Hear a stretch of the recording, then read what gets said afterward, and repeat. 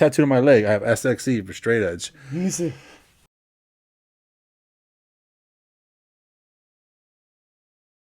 In straight edge culture, right? You notice that everyone at the shows, because at first, so the lead, when I saw Strife, he's talking about this positivity about we're a family, we're there for each other, we help those around us, about living a drug-free lifestyle. And I noticed all the band members had X's on their hands. And then I noticed a lot of the dudes in the crowd had X's on their hands, right? They're X'd up.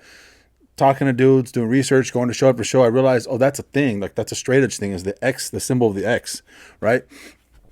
It got a bad rap. So this is in the 90s when hardcore was like hitting hard, right? It was like super violent. Like hardcore in the 90s was like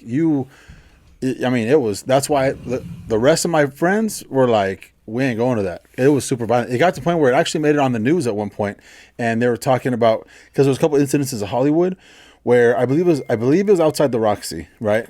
Where there was a guy smoking a cigarette, and the story was, the news talking about how a couple, I guess, straight edge guys went up to him and said, "Hey man, put that cigarette out." He said, "Nah," or whatever. I don't know if he blew smoke in their face or who knows what the situation was, something.